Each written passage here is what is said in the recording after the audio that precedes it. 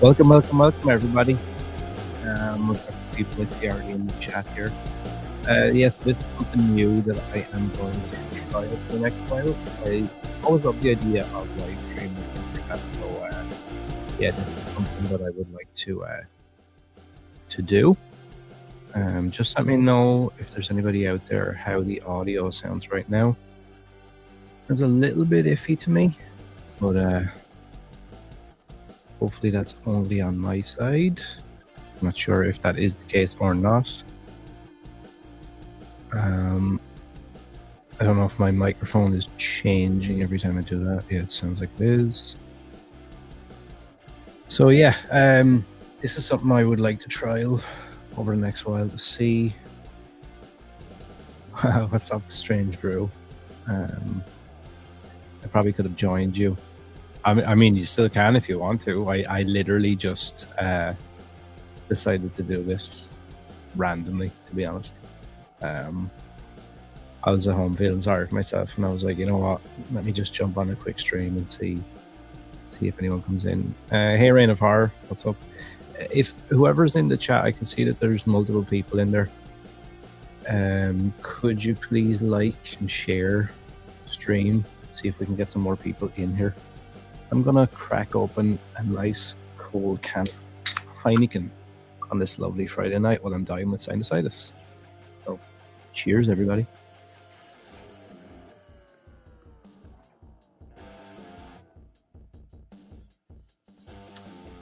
So yeah, like I said, completely random. Don't really know what I'm going to talk about. I have lots of different things I guess we could technically talk about. Let's have a look here and see what some of the news is for this week. If you give me a little, I may join. I'll be back. Cool, Strange Brew, let me know. I may or may not be here. It all depends. We'll see how this goes.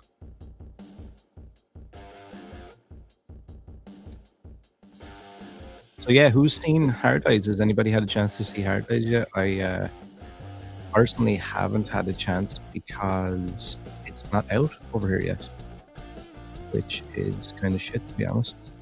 I don't know if it's the same for you guys wherever you are, whatever regions. I assume it's out in the United States at the minute, so if anybody in the chat has seen it, do let me know if it's good. I've seen it's getting pretty good reviews, to be fair. Bloody Disgusting said a crowd-pleasing blend of savage, slasher, and romantic comedy, which is kind of interesting. Let's have a read of this article here from Bloody Disgusting. A time-honored tradition of holiday-themed slashers is alive and well in 2025, with Hard Eyes carving up a new Valentine's Day favorite for horror fans and romance lovers. Director Josh Rubin from Werewolves Within and Scare Me gives romance and horror equal weight in this seamless fusion of slasher and rom-com, ensuring that the gore hits just as hard as the sizzling hot chemistry between the leads Olivia Holt and Mason Gooding. It is a rare, crowd-pleasing slasher movie with broad appeal without sacrificing the gore. Interesting. They said a charming, funny, and suspenseful tone straight away with a cold open that introduces the Hard Eyes killer and his rather gnarly modus operandi of savagely slaughtering lovers in punny, elaborately gory form. This killer, sporting a memorable mask destined for merchandising, targets couples every Valentine's Day from across the country. Huh. Ali, a single, should mark her safe, but a bitter breakup has put her career on the line and prompted her boss to pair her with a new fixer, Jay, to salvage a botched campaign. A business dinner on Valentine's Day puts the pair directly in the Hard Eyes killer crosshairs, and sparks fly as Ali and Jay fight to survive the night. Very interesting. I do like... Rainbot says it is out here in the US, but I haven't seen it yet so far. It sounds like a good one. It does, right? And I feel like we don't get enough good Valentine slashers, which you would think is like a kind of a no-brainer. I think if I was going to make a movie, personally, I'd probably make a Valentine's horror movie. Just because I love the premise. I love the idea of that. I love those kind of just easy 90-minute slashers. And also... Isn't it kinda like the perfect date movie, in fairness, when you think about it? It's technically, like, the perfect date movie to go take, like, a new date or, a long-term girlfriend or partner or whatever, husband, whatever way your persuasion is. So, yeah, that seems to be getting very good, Hard Eyes will likely learn easy comparisons to team slashers like My Bloody Valentine. Ruben instead draws from Friday the 13th Part 6. Jason lives both in the killer's physicality and the perfect blend of fun and horror. Hard Eyes, simply put, is a blast. There is no winking attempt to reinvent the subgenre, either of them, or go meta. Instead, the director pairs this genre hybrid down to the basics and ensures each component stands on its own. As a rom-com, Hard Eyes is as sexy and endlessly charming. As a slasher, it is typically comedic. Ruben finally gets to cut loose and demonstrate his chops for crafting intense slasher scares and suspense.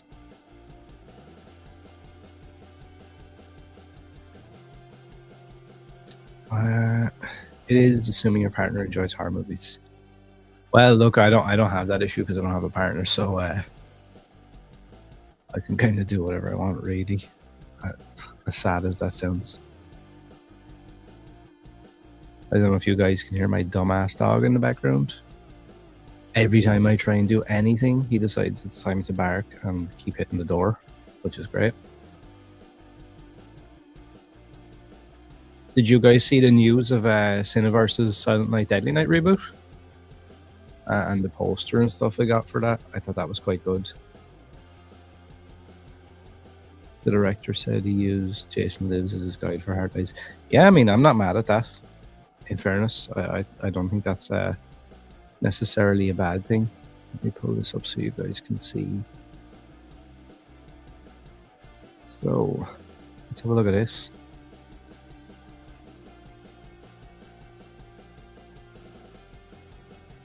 You'll have to excuse me as well. I would normally be able to talk for longer without having to like pause or take breaths, but I'm battling sinusitis at the minute, so I'm a little bit dried out and under the weather, unfortunately. But yeah, Cineverse's Silent Night Deadly Night reboot punishes the naughty with this official poster. This Christmas, you better be good. Bloody Disgusting's parent company, Cineverse, is punishing the naughty with a brand new vision of slasher classic Silent Night Deadly Night on the big screen in late 2025. The poster was created by Creepy Duck Design. Shout out to him. He is a fellow Irishman and has made huge waves in the horror genre over the last year or two. Pretty much every cool ass poster you've seen for the last 2, 3 years now is all him, which is pretty cool. I'm gonna kill that music because it is doing my fucking head in. Um, so let's see. Deadline reports that Studio Canal's new genre label, Sixth Dimension, has picked up the global rights, excluding North America. Director Mike P. Nelson of Wrong Turn, VHS 85. It's going into production this spring and will slash into theaters in late 2025. A reimagining of director Charles E. Sellier's Jr. original 1984 slasher classic centers on a young boy who witnesses the murder of his parents at the hands of a man dressed as Santa, only to grow up and become the killer himself. Haunted by trauma and fueled by a twisted sense of justice, he puts on the Santa suit and punishes the naughty. This will blend psychological horror, brutal slasher thrills, and a touch of supernatural, and shockingly, a sprinkle of romance. The new film hopes to deliver a modern take on the ultimate holiday nightmare. Huh. When it was first released in 1984, the film quickly became the most controversial movie of the year. It was followed by four sequels and frequently strayed from the original storyline and the Christmas theme altogether, as well as the remake in 2012.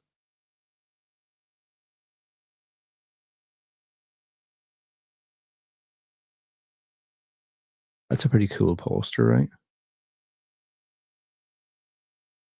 I'd like something like that tattooed on me. What do you think of that? especially with all the colors in it. I do like that. How is my audio sounding, guys? I can't help but feel like that. I don't know. There's like a. Oh God, what the fuck was that? Some sort of reverb or echo or something. Yeah, I can't help but feel like I don't know if it's the noise gate or something like that. There's like keeps audio sounds good. Okay, maybe it's just me. I think I have like some sort of a issue. Yeah, yeah, I would probably lose the text Rain of Fire, to be honest. I'm sure we'll probably, if it's not already out there, I'm sure we'll probably get that again. Um, like you're talking about.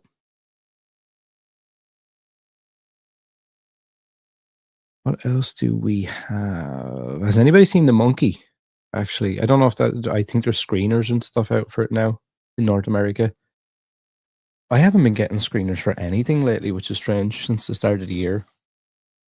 I haven't actually been sent any screeners for any sort of movie.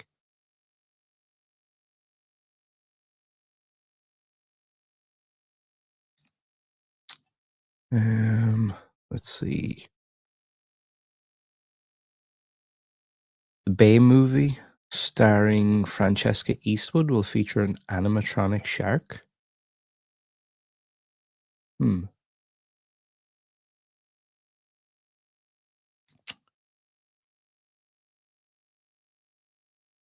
The film follows old friends Emma and Lani to Thailand, where they're invited on an eco boat tour to visit a remote shark sanctuary bay, an awe-inspiring lagoon where imposing steep-sided rock formations rise from the waterline, with the hope of seeing the magnificent tiger sharks who have made the secluded spot their home.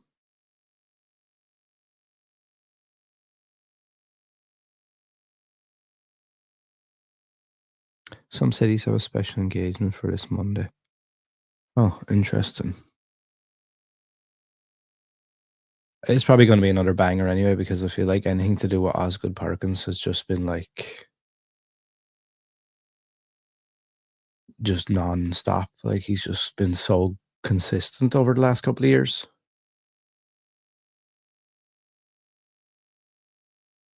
Reign of Horror. Bill Skarsgård, Murray Bartlett, and Noah Jupe have joined Hugh Jackman and Jodie Comer in A24's The Death of Robin Hood, a dark reimagining of the classic tale that is said to be grounded and visceral. Hmm.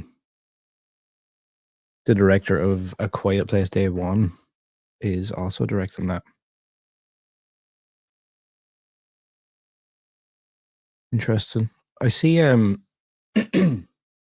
that Jurassic World The Experience is coming to Bangkok this year. Universal Destinations and Experiences is partnering with Thailand's Asset World Corp and Singapore-based firm Neon to create an immersive experience. Blending real-world science and education with high-quality entertainment, the experience will give guests their own Isla Nublar adventure with lifelike animatronic dinosaurs and environments from the film franchise, along with a themed cafe and restaurant. They've invested 35.6 million to bring this tourist attraction to life. Jesus Christ. That's going to be a pretty serious attraction, I would imagine, if you're going to spend that much money just on one thing. The Terminator returns to Call of Duty with a new time limited event. Interesting. Robert Eggers has also said that his upcoming werewolf movie is the darkest thing that he's ever written.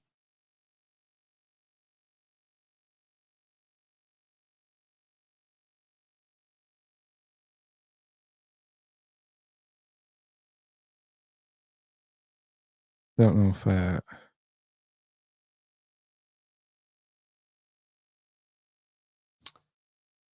me see. Can we bring this up? Can we bring this up?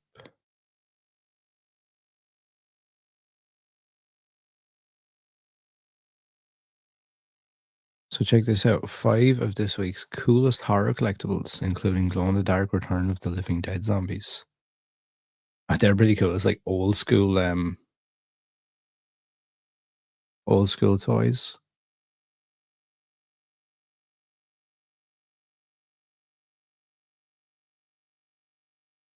from Killer Collectibles. Oh yeah, they're cool. I like those. Yeah, they do. They look very 90s, 70s, 1980s. Rain of Horror. Um, I like the little glow in the dark thing.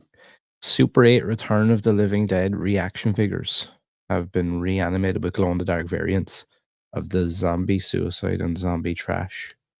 Priced at $25 each. Each one stands at 3.75 inches tall and features 5 points of articulation. Suicide comes with removable guts. Oh yeah, you can see it there in his hand. Looks like a slice of green pizza. The hell is this? Killer Clowns from Outer Space mug from Gutter Garbs. Need a Valentine's Day gift for the clown in your life? Look no further than Gutter Garbs Killer Clowns from Outer Space mug, priced at $40. This cotton candy cocoon stands 6.75 inches tall. The painted glazed porcelain ceramic holds 27 ounces. It can also double as a vase. Don't know how I feel about that. Not gonna lie, Gutter Garbs, but kind of missed on that one. I think it's a bit shit. The hell is this? Ooh, this is a cool one. Horror VHS blanket from Pentagram Peter Pan. Pentagram Peter Pan has released a variety of horror blankets in the style of vintage videotape covers, including Nightmare on Elm Street, Scream 2, 13 Ghosts, Hocus Pocus, Fright Night, Bram Stoker's Dracula, The Mummy, The Conjuring, Terrifier, and more. Oh, they've got a Scooby Doo one. Goosebumps. That long legs one, I'm not gonna lie. Kind of feel like I might need that long legs one. But then they're probably like, yep, I thought that. Priced at $55.99 each. Quantities are limited. Penguin, the Penguin vinyl soundtrack from Mutant.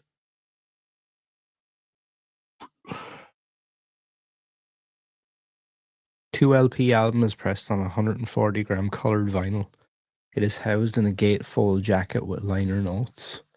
Due out on April 25th for $40.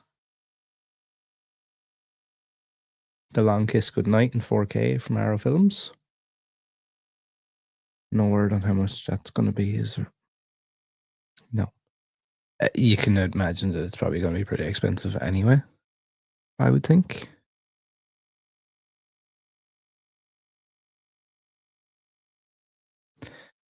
So yeah, look, I don't know how these live streams are going to go. I really do want to make them interactive, but it's hard when there's like lots of people in the chat, but then nobody's interacting. So I'm not really sure. We might have to do some giveaways or do something to entice people to actually start typing into the chat and stuff.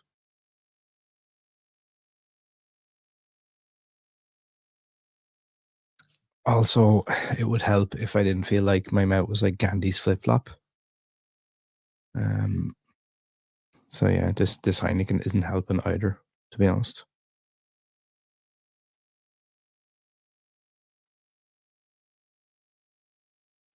Has anybody actually seen this? And I'm gonna go ahead and say that people can fight me on this, but I feel like Jurassic Park. I include Jurassic Park in the horror genre.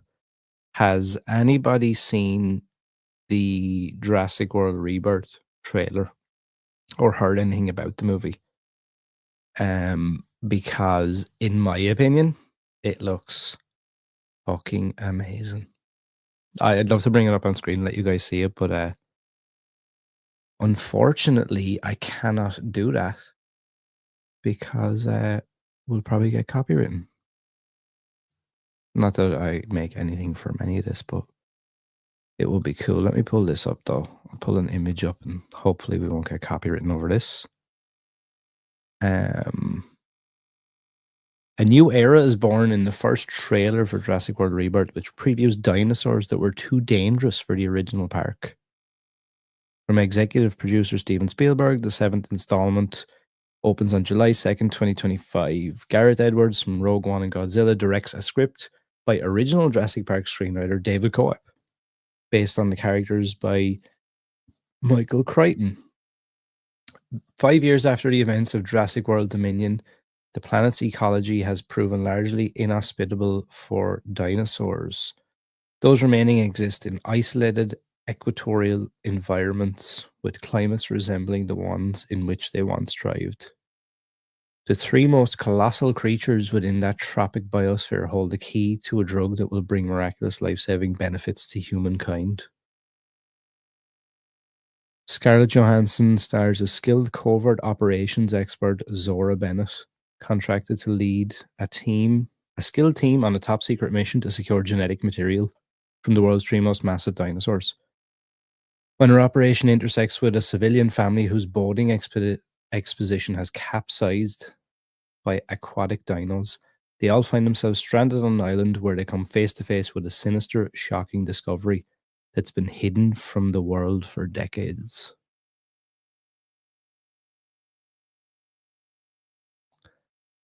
Duncan Kincaid, Zora's most trusted team leader. Jonathan Bailey plays paleontologist Dr. Henry Loomis. Rupert Friend appears as Big Pharma representative. Blah, blah, blah. I really want to play this trailer. It looks so good. Um, I'm really interested to see this movie, to be honest with you. And that fucking thing there looks scary. I don't know if anyone's getting like vibes of like Cloverfield mixed with like I don't even know what else. Something anyway that's kind of scary looking. That's pretty horrific, to be honest with you. Does anybody know? I know they pulled didn't they pull scenes from unused things from like the books and stuff like that?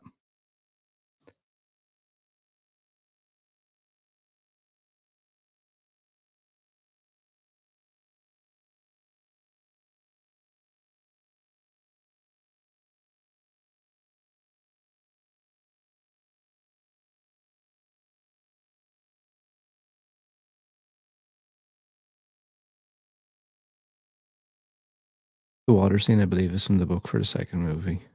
Yeah, I think you're right about that. Been actually a while since I've read them. Those are, if anyone's looking for something good to read, um, the Jurassic Park books are actually really, really good. I'm currently about 3/4 of the way through reading the Red Dragon book. I got this great notion that I wanted to like read the Hannibal series again, and I'm like nearly finished Red Dragon now.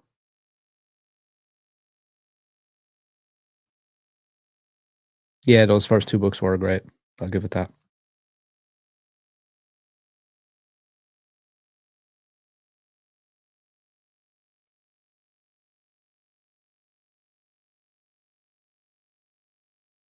Oh, did anybody see actually the news that Sarah Michelle Gellar on the Buffy reboot?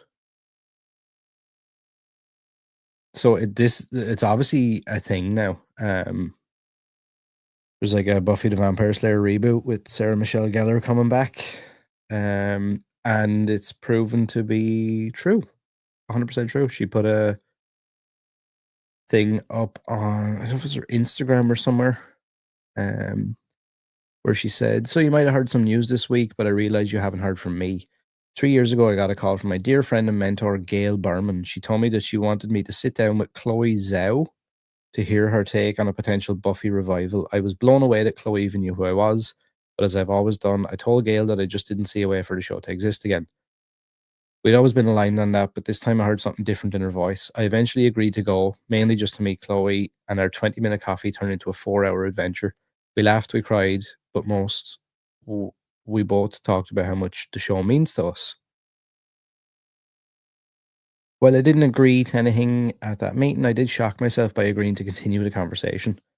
These conversations did, in fact, continue over the next few years, and eventually we added the incredible Nora and Leela Zuckerman to our little tribe until ultimately one day we landed on an idea. I've always listened to the fans and heard your desire to revisit Buffy and her world, but it was not something I could do unless I was sure we would get it right. This has been a long process and it's not over yet. I promise you, we will only make this show if we know we can do it right. And I will tell you that we are on the path there. I feel so lucky to be on this journey with these four unbelievably talented women, all of whom love Buffy as much as I do and as much as you do. Thank you to all the fans who never stopped asking for this. This will be for you. Well, that sounds to me, she's saying, oh, we won't do it if it's not right. But that to me sounds like they're definitely doing it, regardless. So that's kind of strange. Reign of Horror says, yes, and in my opinion, we do not need a Buffy reboot. Rumor is also that it may release at the same time as the Supernatural season 16 releases, which could be a bit of an issue with a split in viewership. Huh.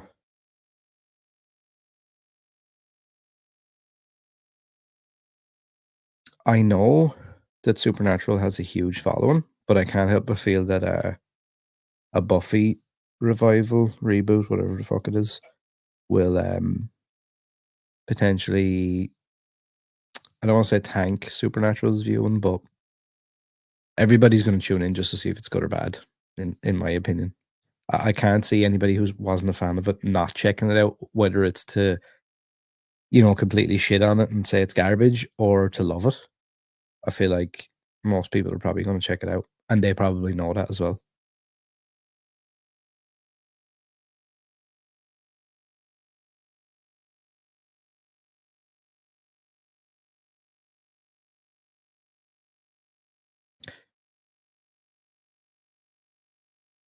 Rainbow says, I agree with you. I think the majority would go check out Buffy first. Yeah. I'm not saying that's a good or a bad thing, like, or that's my personal opinion, but yeah, that's definitely probably what'll happen. Big news actually for Irish horror. Supernatural horror film Hokum from Oddity director to star Adam Scott.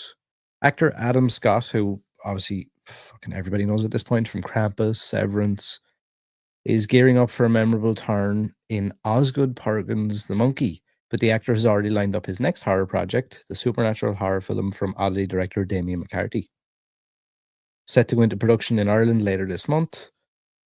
In the supernatural horror film, Scott will play a horror novelist who visits a remote Irish inn to spread his parents' ashes, unaware that the place is rumored to be haunted by a witch.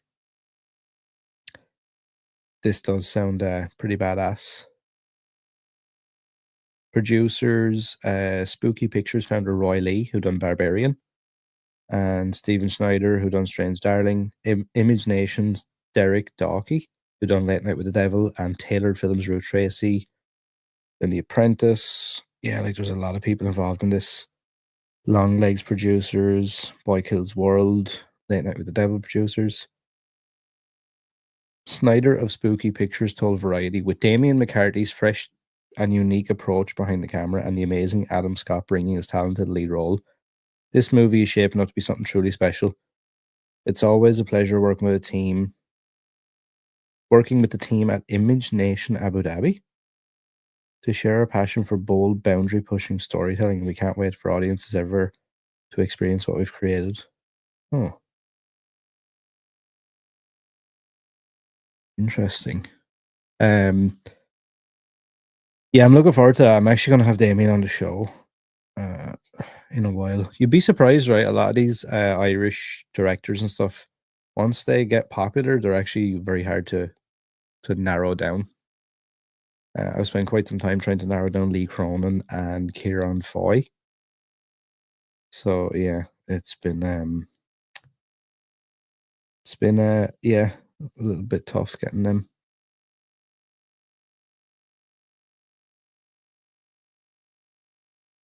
I probably picked the worst time I could do like a trial impromptu live stream, to be honest, considering that like my mouth and throat is so dry. It's actually like unbelievable because I can't breathe through my nose. So it's yeah, not great. Peach Fuzz is coming back. I don't know if there's any fans out there of the Mark Duplass Creep movies, but I don't know if anyone had a chance to check out the Creep tapes on Shudder. But it's just been renewed for season 2, which is uh which is interesting. I thought they were cool. I found it a bit hard, to be honest with you, to get into the Creep tapes as much as I love the movies. It didn't have the same effect for me, but um yeah, it was good. Did anyone else see the news as well? Well, not news, but rumors that what's her name? Hayden Panettiere or whatever. I can't pronounce her name. The chick who plays Kirby in Scream. That she's supposed to be getting like a spin-off Kirby TV show. I'm assuming it'll follow her as she's like tracking down killers or something like that. Ugh, I don't know how I feel about that. Like it could be decent, but I, is there any point in making a spin-off series if like does she have that much like pull, the character of Kirby, to get her own TV show? I feel like if we can't do a Scream TV show right, how are you gonna do a Kirby spin-off? I just find that like kind of hard to I don't know.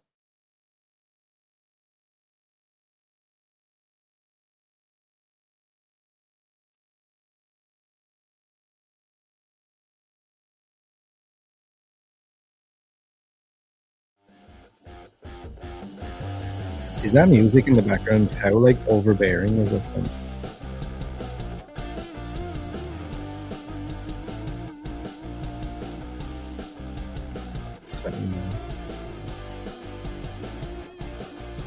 Again, I can see all you lurkers out there. Jump into the chat and let's go back and forth for I'm not gonna be here for much longer. I have to try and this out. Yeah. Benafar says, I don't think it has enough pull to stand back and just support your point. If you can't get an overall stream show done right, our character can't do it. Yeah, I mean, I'm all for doing maybe a stream TV show in the right way and having like our character and different characters in it. But just her on her own, like I don't know how that would work. Is it like copycat killers that are like is Ghostface gonna be in it? I don't see how that would work.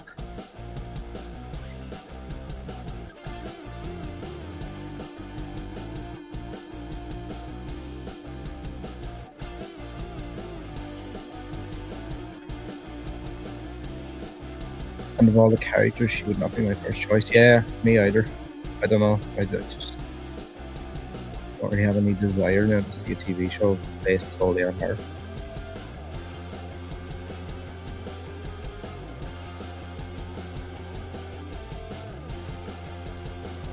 I am actually going to check out Companion tomorrow night. I haven't had a chance to check it out yet. But yeah, look forward to it. Oh, here's some news from a couple of hours ago. The Ascent, Hatchet, and Frozen director Adam Green is making a Shark Attack movie. Huh. Adam Green is set to direct his first feature in 8 years with The Ascent, being described as a survival thriller with sharks. The picture follows a group of friends who arrive in Europe for a glamorous but daring destination wedding. The fun and games turn into a nightmare when they find themselves precariously suspended above shark-infested waters and in a battle for survival. Wow, is this literally just Frozen except over the water? Uh, I like Adam. I have a lot of time for Adam. Um, I love his podcast. I love Joe and him and like their whole thing. And Frozen is actually incredible. If people haven't seen that Frozen movie by Adam Green is fantastic. But this just sounds like the same thing, is it? It's just set over water in New York.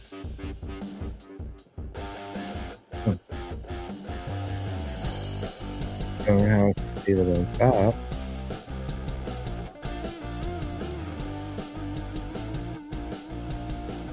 If anyone's out there, let me know how the music sounds in the background. Is it too much? Should I in the music? What should I do?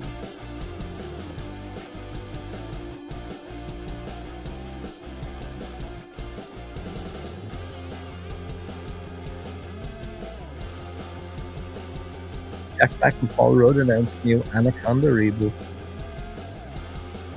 One of the oddest movie marketing campaigns of all time rolls on with another unconventional announcement from Sony.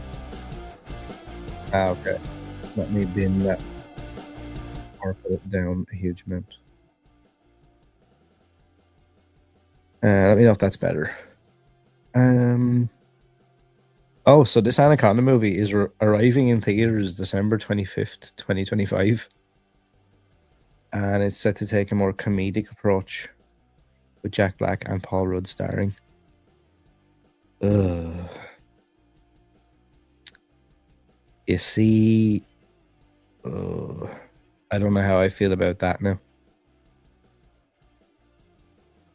In Anaconda's big screen return, a group of friends facing midlife crises are remaking their favorite movie from their youth. They head to the rainforest only to find themselves in a fight for their lives against natural disasters, giant snakes, and violent criminals. Christ. So if anyone remembers the 97 one, basically it's like a film crew, they're taken hostage by like this insane hunter guy, and he forces them along the quest to like capture the world's largest, deadliest snake. I really like, personally, as a 90s fan, a huge 90s fan, I like Anaconda, I like Lake Placid, I like all those kind of movies. Don't know though, and I love Jack Black and Paul Rudd, but I don't know if I want to see them like cross over and like turn it into like a joke thing. This is a bit like, I don't know, I can't help but feel like it's a bit fucking cringy or something.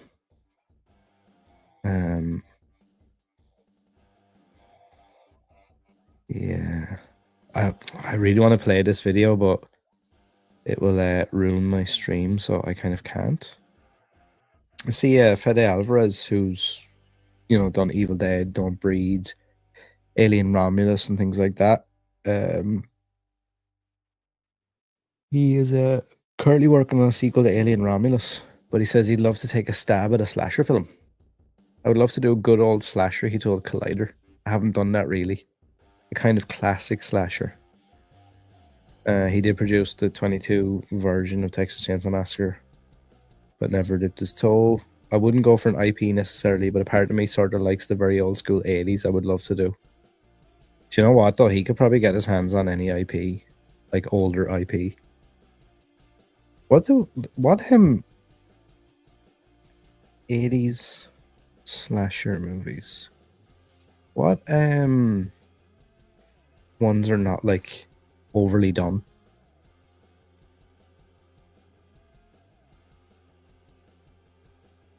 Let's see here.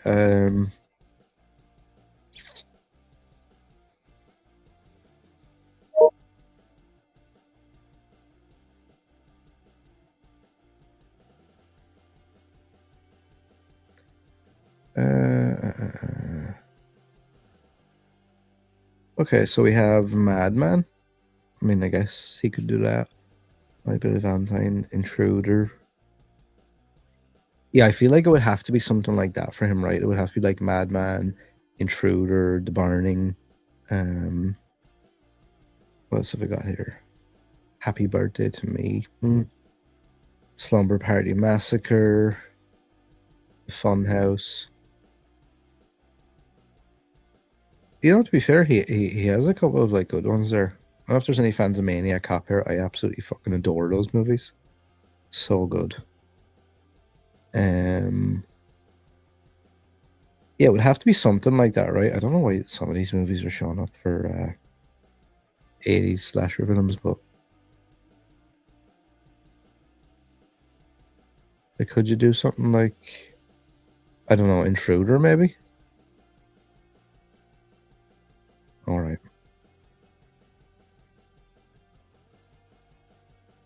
I hate when it does this thing where it like you click on something and then it brings up something else.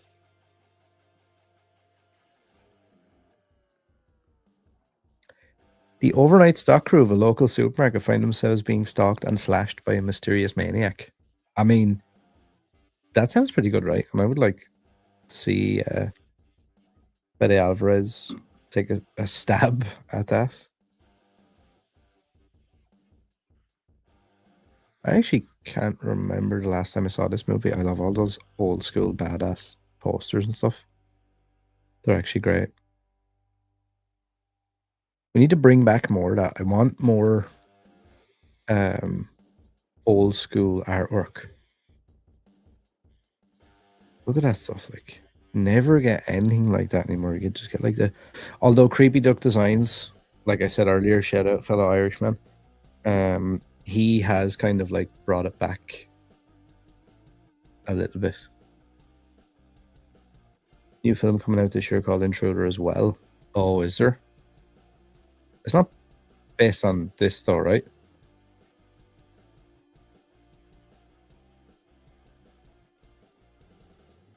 I would hope.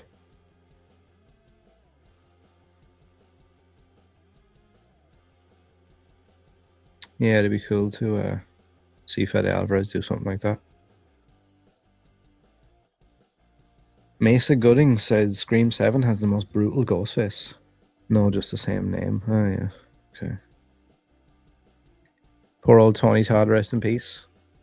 Well, they're saying, I don't know if it's a market employ or what, because he was shooting another movie at the time he died, but they're saying that Final Destination Bloodlines is his final movie role.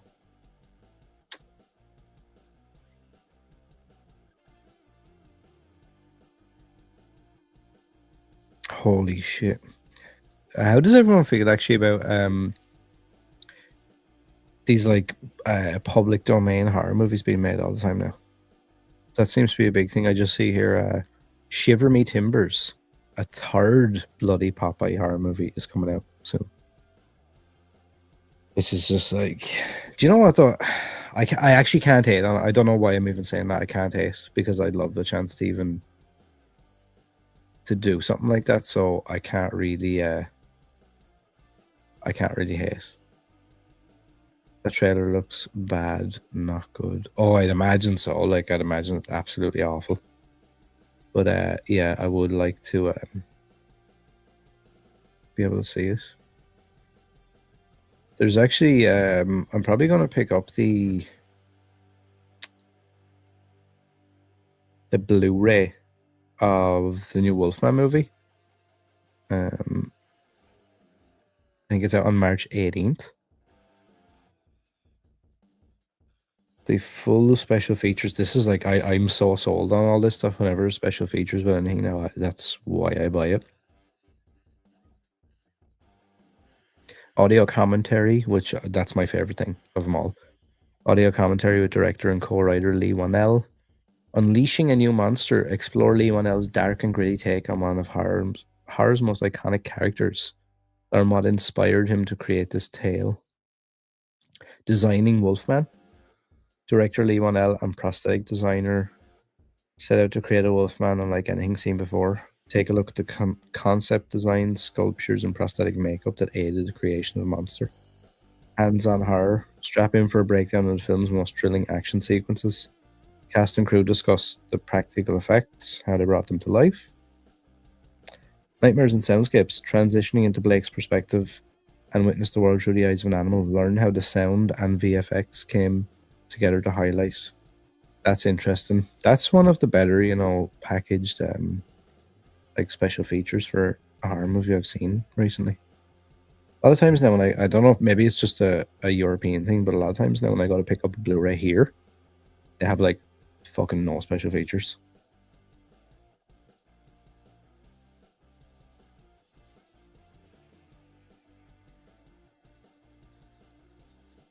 Is anyone excited for Ari Aster's new movie, Eddington? It's his fourth movie. Obviously, he done Hereditary, Midsummer, and Beau is Afraid.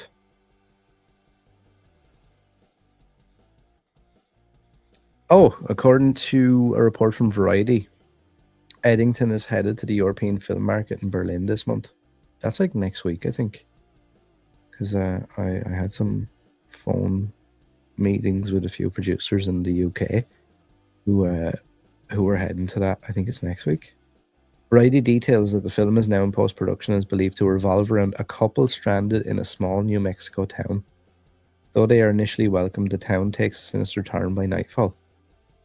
Joaquin Phoenix portrays the town's sheriff with ambitious dreams. The cast also includes Pedro Pascal, Emma Stone, Luke Grimes, Austin Butler, Deirdre O'Connell, Michael Ward, and Clifton Collins Jr. Ari Aster also wrote the screenplay for the movie. That might be good, you know.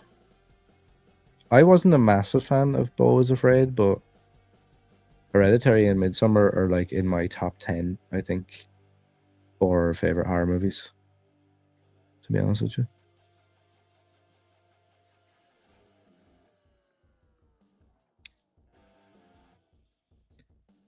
I don't think there's much else news really. Like I said, I just wanted to do this to see, can we start drumming up people who are going to chat back and forth, and you know, we can have conversations and bring stuff up. I want to start doing like maybe like a quiz and stuff like that at times as well, and do giveaways, and I have a lot of ideas. We just have to play it by ear and see if people are actually interested and going to jump into the chat or not. Again, I can still see people that are lurking. Plenty of people knocking around here, but nobody seems to be interacting other than good old Reign of Horror, which is unfortunate.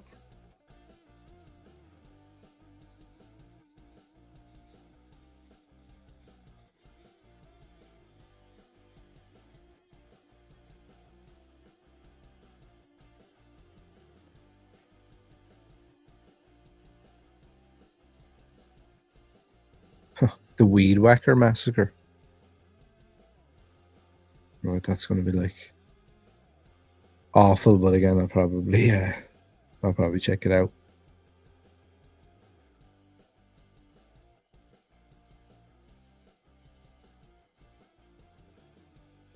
You know what? The poster for that's actually quite cool, to be honest.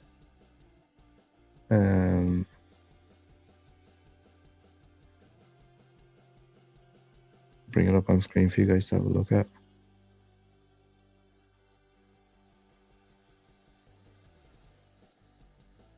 Check that out.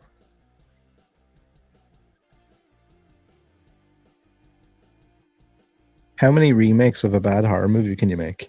The cast and crew of the Weed Whacker Massacre boldly film where gruesome murders occurred 10 years ago and the masked killer was never found. Bad acting, bounced payroll checks, and the killer's return threaten what is surely to become their worst movie ever. Do you know what? That actually kind of sounds good. It's like they're leaning into it.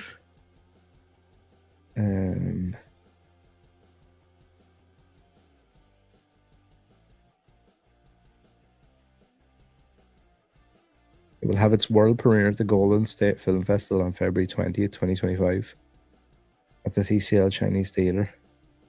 It is currently available for sale in all territories. You know, I'd love to be able to like get involved with some of this stuff and bring it to different regions. Some of these movies, like I'm not gonna lie, I do like when people just, you know, try something. There's another one coming out in a while. I think is it Justin Lamb is making it, called The Fetus, and like they've done a really good job of like promo and stuff. They had like the fetus condoms and stuff that they were bringing to different conventions, which I thought was kind of funny. Prime Video's #1 most watched horror movie. Can anyone guess what it is? This can't be real.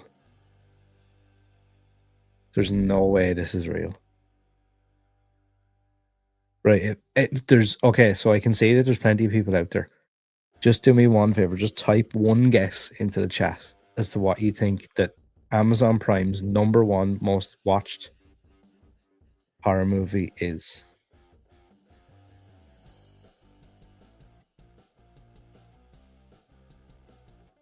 Third most watched title on the streamer at the minute, and the #1 horror film. This can't be true. Oh my god. I'll give it another minute and see does anybody come in with an answer, the correct answer.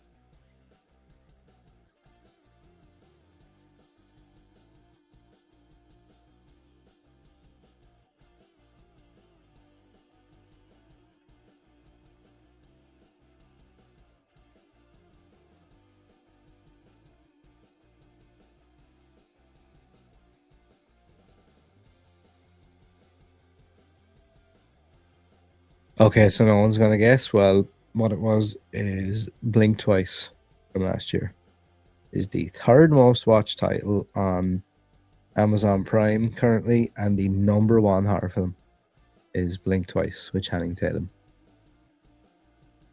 So that'll just tell you about the state of horror.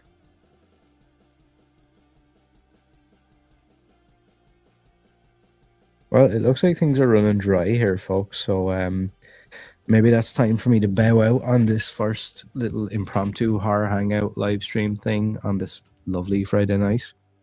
I feel like as the longer I'm on the mic, when I feel like this, the more into it I can kind of get and the more relaxed I get. But then obviously as it draws on, people get quieter and quieter and there's not enough in the chat. So yeah, we're definitely going to try this again. Potentially maybe tomorrow or Sunday, I might just randomly pop up again for a live stream. I was trying to give a bit of a heads up, like so people can get into the chat and, you know, talk and chat and support and things like that. If you do get a chance to see this though, make sure to subscribe to the channel on YouTube, Twitch, Rumble, wherever you are watching this, and even just give us a like and a share, just a mindless thing. Just like the live stream. It does a lot more than you guys think. That little click of a button. Always love the random stuff as well. See you this weekend if you pop on. Yeah, 100%. I definitely will. I do. Like I said, I do want to do this more. I would love to create a little community around live streaming where we can all jump in and just chat back and forth together. And I do want to create like a little maybe monthly like movie watch along thing or something where we can all jump in and do something together. I do think that's definitely the biggest thing that's missing from a lot of my stuff is that sense of community and being able to chat back and forth with you guys. But yeah, like I said, I hope everyone is having a beautiful Friday evening, and I will definitely see you again at some point this weekend. And if we get more news, we'll jump on, we'll talk about that. I might come on and give my thoughts about Companion tomorrow night when I see that, or tomorrow evening. Super excited for that one. And yeah, definitely let me know after the fact. Comment, like, share. Hit me up on Instagram, Twitter, anywhere like that, and continue the conversation. But until then, guys, peace out.